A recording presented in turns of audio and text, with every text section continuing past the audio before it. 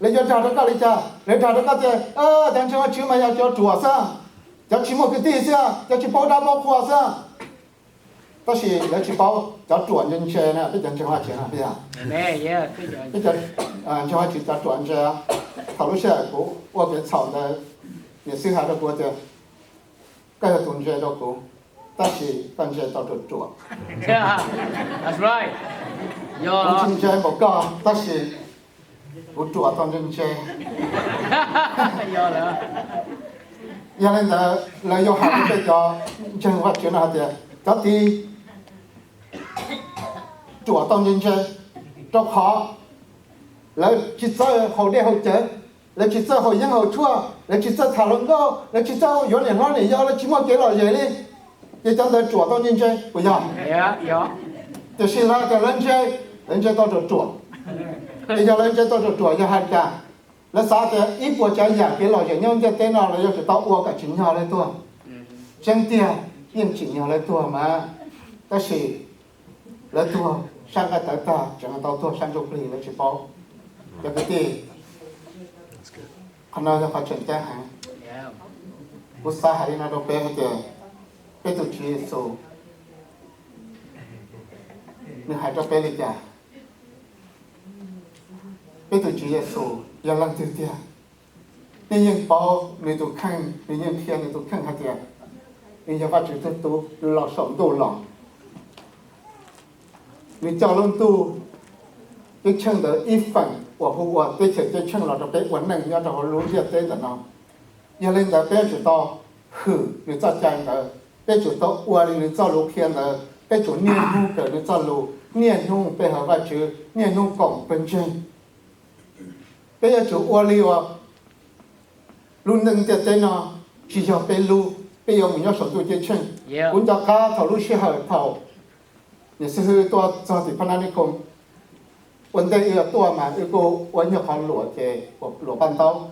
thì yêu cô tàuเลยเอาไปปวดเดี๋ยวละthì ưu bảo tàu trong cái xa xe gì xe là do cầu xe chính ra lên thì ưu tôi nhớ cho họ sụp phân anh không mà ưu nhớ trâu luôn thì sẽ chỉ yên xe thì bộ nó nhiều mà có cả nó trong tua thọ ưu cần tới tăng cho thì ưu tận về thì ưu mù nữa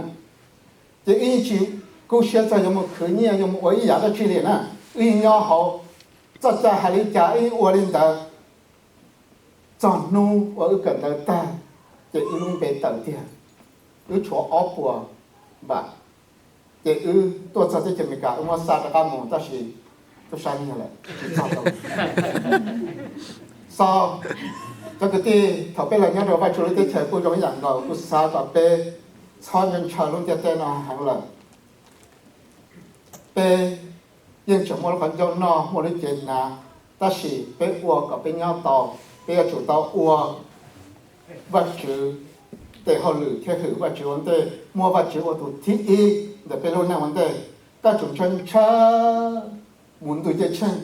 các chủ mua các lô xe luôn chịu ít bữa chơi giờ cho phù đó để bắt chịu cả tăng cho ít giờ thì thời cuốn chơi to tới chân cái này thì các ông tới cái những trong tụ chơi chân sẽ tiết tiền này nè sau nó bây giờ sẽ chơi thì cũng cho cái lù đi là nó sẽ cũng chân cái chia sẻ thì này khởi tập cái giả sử cho cái sự là有八种呢，bây giờ cũng có solution nó cũng kia cũng sai tập cái do chúng ta đó là do đó, bây giờ chỉ chẳng hạn tiền, bên ba xe một số tôi cái chân mà bây giờ chúng ta cái là đó và chủ lực cái chờ, tập bên cái là đó và chủ lực cái chờ, bây giờ chúng ta dùng đôi xe làm để hiện tại ban chụp đi. Bây chủ quán nâng lại để bắt chữ tao lục kia cho thầu bê lúc kiến đàn chủ nó cho lúc tiết tên nó chơi là để bê những yếu chủ tổng từ những trang sư cái lý ta họ nó do họ phụ xa thì nó bê xuất ra lên đó để bê xấu bê lúc nâng lên đó nhau tỏ cho nó của bê mừng khi bắt chữ do họ bê họ nhóm tế cho thầu và bê chủ bắt chữ họ ghi lò dòng o cũng hay giải trong bây giờ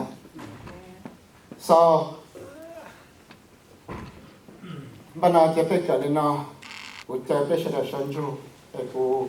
họ phải chịu biết cái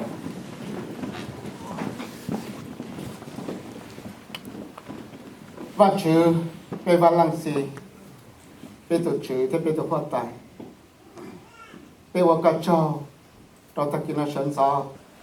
กับผู้ดำเป็นเชิงเสด็จมวลเจริญมวลเชียตะกะตกไปหายจอก็เกิดกระเจ้าลูรอเสาเล่นแต่เนาะเขากับป้าเมื่อจะลูนอเจ้าต้องไปกันเชิงประตูลูกเชื่อเรื่องเชิง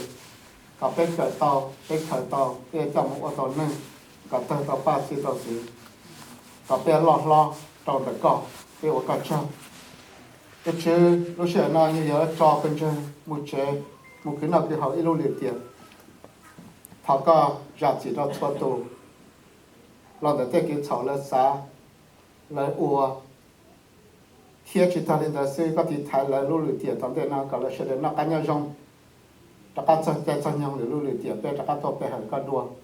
nhiều thiệt cho bên trên một chế để bên tổ vật chỉ để sử dụng để trong cơn gió thọ amen.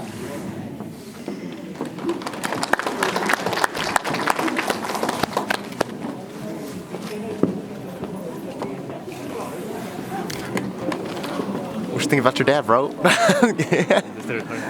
Yeah. Yeah. What you think about your dad? Very good. Proud of him. Yeah, lúc xưa tốt ha. Yeah. So, good job, Dad. Very good. Very good. Good job, Dad. Yeah. Good job. Good job. Đây là cái cường.